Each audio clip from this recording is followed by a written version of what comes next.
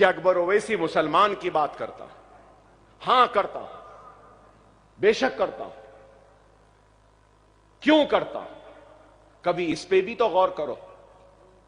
अरे मैंने दस्तूर पे हल्फ लिया है, दस्तूर हिंद पे हल्फ लिया हूं, ओत लिया हूं।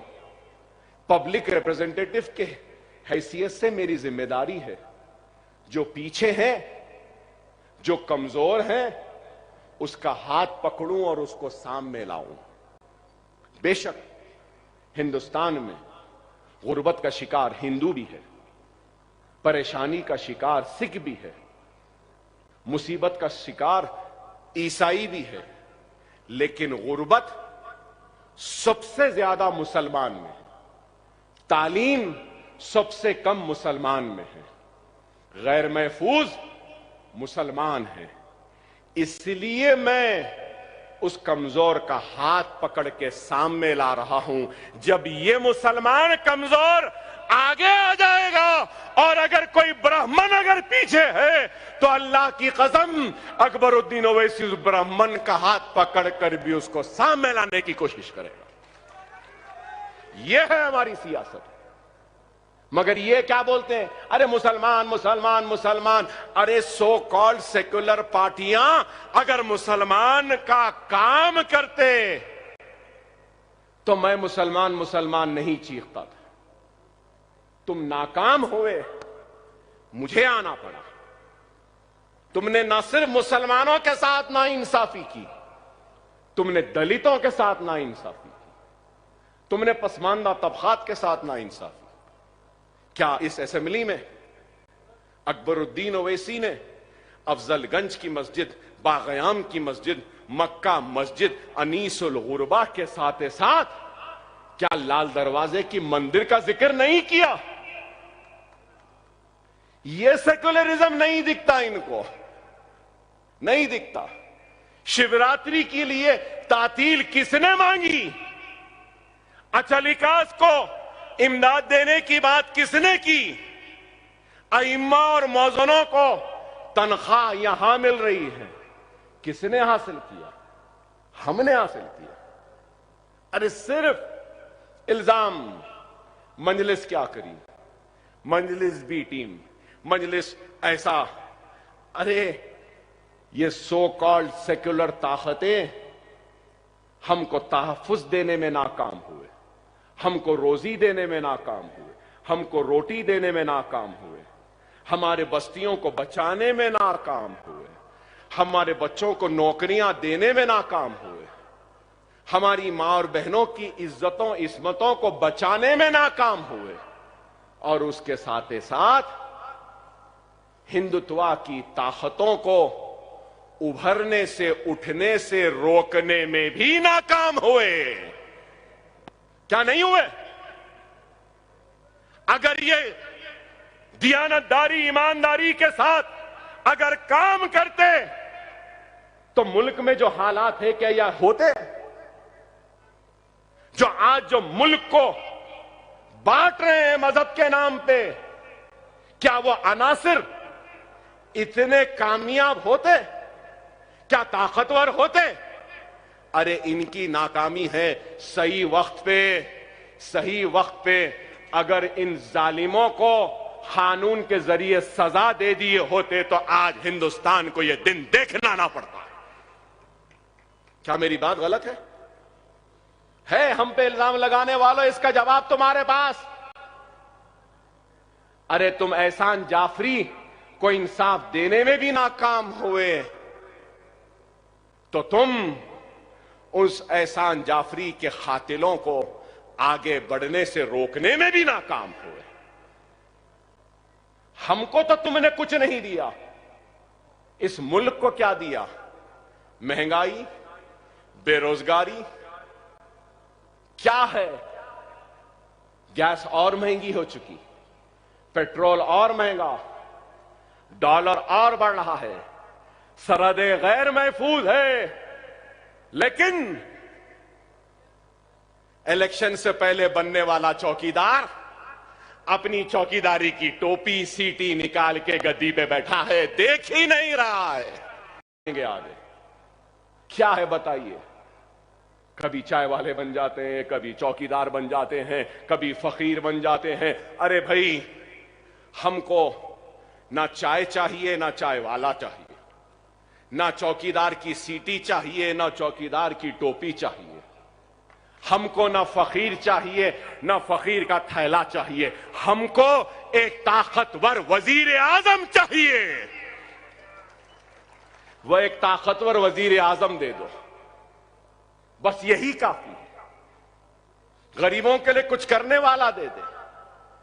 मुझे हैरत होती है, आज भी याद आता है क्या क्या नहीं बोला। यह भी बोला था कि पहले शौचालय बाद में देवालय। ऐ हिंदुत्व के ताकतवर पहलवानों, गांव रक्षकों, तुम्हारे घर के शौचालय बना दिया चौकीदार या नहीं बनाया? मेरा सवाल है। बन गए?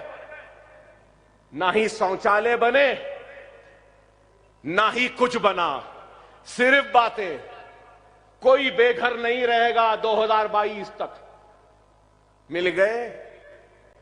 15 लाख आ जाएंगे, आ गए। ट्रिलियन इकॉनमी हो जाएगी, इतनी ट्रिलियन उतनी ट्रिलियन हो गई। कुछ नहीं हुई, सिर्फ बातें, सिर्फ बातें। मैं पहले भी कहता था बेहतरीन अदाकार है, बेहतरीन अदाकार। वही अदाकारी, वही दिखावा। और क्या मिला? मैं बताओ, मुझे बताओ क्या मिला? 10 बरस में खुशहाली मिली, 10 बरस में तरक्की मिली, 10 बरस में शौचालय मिले, 10 बरस में घर मिला, 10 बरस में गैस मिला। अरे कुछ भी नहीं मिला। कोविड में मरने वालों की लाशें गंगा में तैर रही थीं, जलाने के लिए लकड़ियां भी नहीं थी। ऐसा चौकीदार मिला हमको। मेरी बात खराब दिखेगी, क्या गलत कह रहा हूं बताओ? ऑक्सीजन के लिए तड़प तड़प के मरा मेरा हिंदुस्तानी भाई, ऑक्सीजन तक नहीं दे सका। मरने के बाद जलाने के लिए लकड़ी भी नहीं दे सका, अनाज भी नहीं दिया। गैस महंगी, पेट्रोल महंगा, डीजल महंगी, हर एक चीज। बहरहाल बहुत सी बातें हैं, बहुत सी बातें हैं।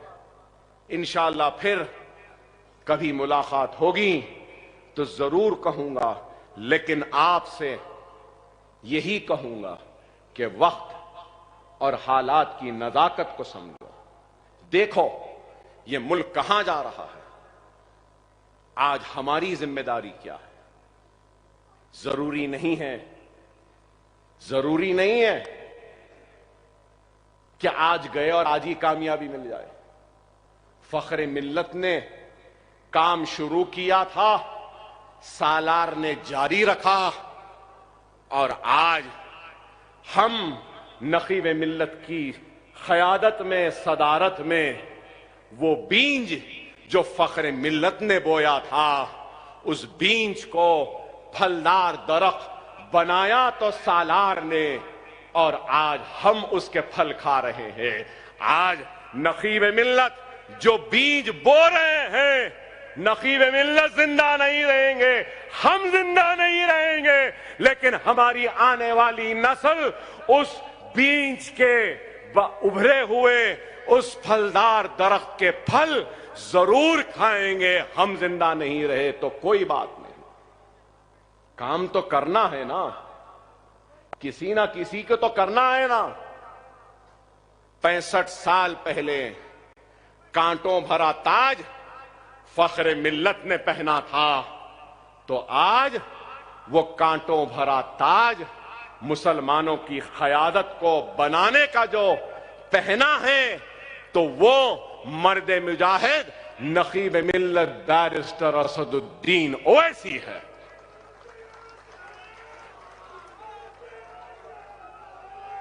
बहुत बोल रहे हैं बोलने वाले, बहुत बोल रहे हैं।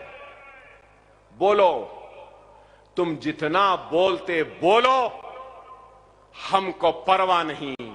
हमारी जूती की नोक पे है तुम्हारी पुकार, इस वास्ते कि हमारे पास काम है, हम काम कर रहे हैं। हमको चोर बोले, हमको बेईमान बोले, हमको सौदेबाज बोले, हमको बी टीम बोल रहे हैं, कोई नई बात नहीं है। मगर याद रखो, दियानतदार ईमानदार बाप का बेटा है असदुद्दीन ओवैसी। इसकी ईमानदारी की गवाही मैं देता हूं, हम सब हैदराबाद देते हैं। हमारा सदर दियानतदार ईमानदार है। अगर कोई कीचड़ उछालेगा तो खबरदार, हमारी बर्दाश्त को तुम और इम्तिहान न लो, हमारी बर्दाश्त का इम्तिहान न लो। वो तो उनकी हिकमत है कि अकबर ओवैसी खामोश है, नहीं तो खुदा की कसम क्या कर सकता हूं ये दुनिया जानती है, और मंजलिस क्या कर सकती है ये सब जानते हैं। यहां बैठे लोग क्या कर सकते हैं ये भी तुमको बता देंगे वक्त आने पर। खबरदार, खबरदार, हम ईमानदारी के साथ, दियानतदारी के साथ काम कर रहे हैं। हमारी मुसलसिल कामयाबी इस बात की गवाह है कि अल्लाह हमसे नाराज है। तुम्हारी मुसलसिल नाकामी इस बात की गवाही के है कि अल्लाह तुमसे राजी नहीं। तुम्हारी हसरत, तुम्हारी ख्वाहिश कभी पूरी नहीं होगी। अकबरुद्दीन ओवैसी रहे या ना रहे, असदुद्दीन ओवैसी रहे या ना रहे, स्टेज पे बैठे वाले रहे या ना रहे, ये दारुस्सलाम रोजे क़यामत तक आबाद रहेगा। मंजलिस रोजे क़यामत तक कामयाब होती रहेगी, कामरानियां उसके कदमों को चूमती रहेंगी। हम रुकने वाले नहीं हैं।